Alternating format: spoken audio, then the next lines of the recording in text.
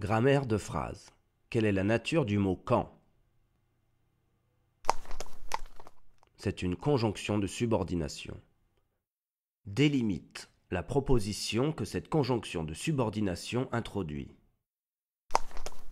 La voici, quand ils eurent construit le cheval de bois. Peux-tu donner la nature exacte de cette proposition?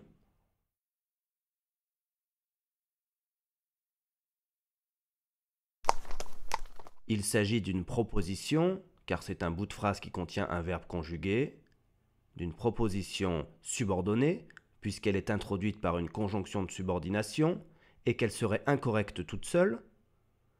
Enfin, elle est circonstancielle de temps, car la conjonction quand n'introduit que des propositions subordonnées circonstancielles de temps. Qui dit proposition subordonnée dit proposition principale. Délimite la proposition principale dont dépend cette subordonnée. La voici. Les Grecs firent semblant de partir en mer. Maintenant, quelle est la nature du mot « mais » ?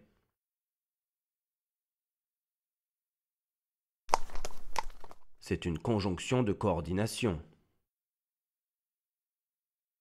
Tu dois connaître la fameuse liste.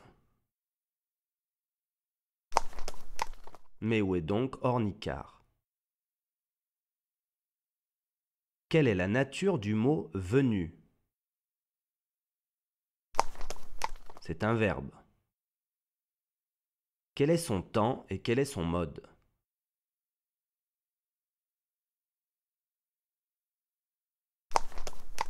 Venu est conjugué au passé du mode participe. Autrement dit, c'est un participe passé.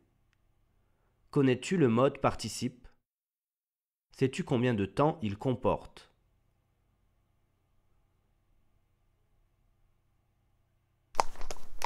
Oui, il y a deux temps au mode participe. Le présent et le passé. Sais-tu ce que ce mode a en rapport avec le mode infinitif qui lui aussi a deux temps? On les appelle tous deux des modes impersonnels. À chaque temps, il n'y a qu'une seule forme, et non 6. On ne peut pas mettre un pronom personnel à gauche. On ne peut pas dire « je venu »,« il venu ». Conjugue-moi le verbe manger à ces deux modes.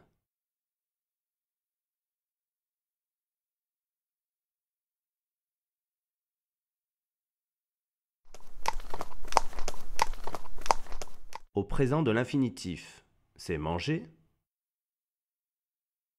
Au passé de l'infinitif, c'est avoir mangé, avec un auxiliaire conjugué au temps qui se trouve à gauche, c'est-à-dire le présent de l'infinitif. Le participe présent, c'est mangeant, ANT toujours.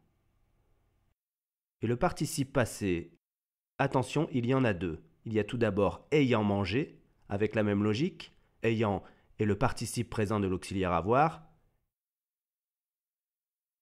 Et il y a aussi manger tout seul. Comme dans la phrase, nous avons venu tout seul.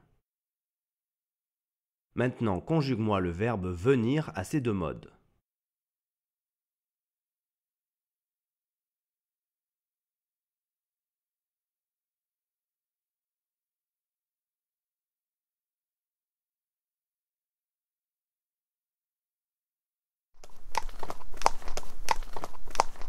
Au présent de l'infinitif, eh bien, c'est venir. Au passé, c'est être venu. Au participe présent, venant. Participe passé, étant venu et venu. D'après toi, est-ce que le participe passé venu a un sujet dans la phrase? Qui est-ce qui est venu? Eh oui, le moment, sujet. Comment s'appelle l'ensemble le moment venu?